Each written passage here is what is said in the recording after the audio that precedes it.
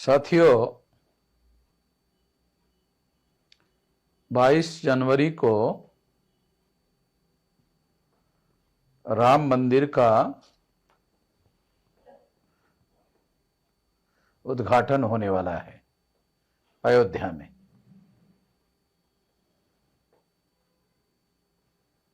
ये अयोध्या की जो विरासत है, क्या ये विरासत भारतीय लोगों की विरासत है? निश्चित रूप से अयोध्या की विरासत भारतीय लोगों की विरासत नहीं है। हिस्टोरिकली अयोध्या की विरासत भारतीय लोगों की विरासत नहीं है। सिंधु घाटी सभ्यता के इतिहास का और यदि उसके विरासत का अध्ययन किया जाए तो ये भी ब्राह्मणों की विरासत नहीं है। जो बुद्ध की विरासत है और सम्राट अशोक की विरासत है, मौर्य की विरासत है, वो विरासत भी ब्राह्मणों की विरासत नहीं है।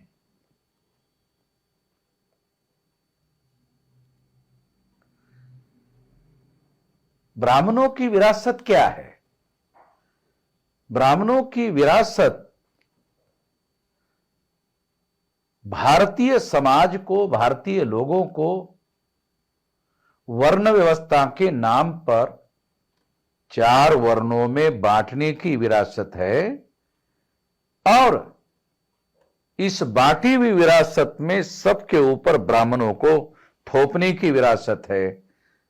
ब्राह्मणों की सर्वोच्चता थोपने की विरासत है।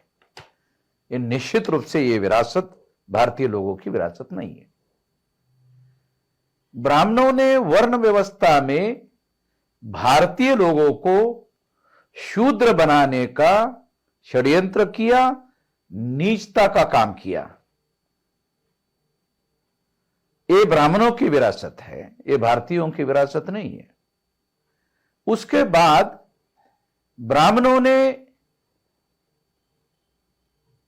मूल निवासी भारतीय लोगों को 6247 जाति के टुकड़ों में बांटने का षड्यंत्र किया। ये नीचता का काम किया, सबसे ज्यादा घटिया काम किया। ये ब्राह्मणों की विरासत है। ये टुकड़ों में बांटने का ब्राह्मण लोग अंग्रेजों को बुरा मानते थे तो कारण बताते थे कि अंग्रेजों ने हिंदू मुसलमान 2 टुकड़ों में बांटा, मगर ब्राह्मणों ने 6247 जाति के टुकड़ों में बांटा। 1703 जाति के टुकड़े शेड्यूल कास्ट अछूतों के बनाए, 801 टुकड़े आदिवासियों के बनाए, 3743 जाति के टुकड़े ओबीसी के बनाए और तीनों को मिलाकर 6247 जाति के टुकड़े ब्राह्मणों ने ये मूल्यवासी बहुजनों के बनाए।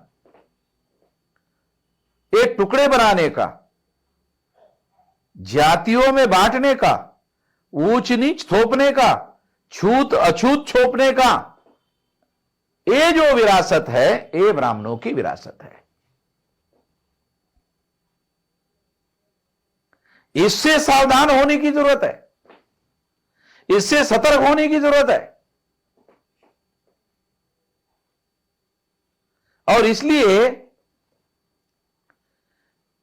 अब ब्राह्मण लोग राम मंदिर के नाम पर अपना छुपा एजेंडा, अपना गुप्त एजेंडा भारतीय लोगों पर, मूल निवासी भारतीय लोगों पर थोपने के लिए राम के नाम का सहारा ले रहे हैं। अगर हम पाली भाषा के जातक कथा का इतिहास पढ़ लें तो जो दशरथ जातक है, उस दशरथ जातक में बोधिसत्व राम है। और ब्राह्मणों ने राम को ब्राह्मणी राम में रूपांतरित करने का षड्यंत्र किया और उसको वर्ण व्यवस्था के समर्थन में इस्तेमाल करने का षड्यंत्र किया। इसके लिए उन्होंने रामायण लिखा। रामायण में शूद्र शंभुक जो ओबीसी था, उसकी हत्या करने का राम के द्वारा षड्यंत्र किया गया। यह सारा का सारा ब्राह्मणों के द्वारा किया गया। यह षड्यंत्र हम लोगों को समझना जरूरी है। आज दोबारा राम का नाम लेकर इस देश के 60-65% ओबीसी के लोगों के विरोध में षड्यंत्र करने का काम किया जा रहा है। यह बात बखूबी बहुत सही तरीके से चौधरी विकास पटेल, जिनका राष्ट्रीय पिछड़ा वर्ग मोर्चा नाम का संगठन है, उन्होंने अभी अभी जो वीडियो घोषित किया है, हम उसका समर्थन करते हैं। उन्होंने एकदम सही कहा है।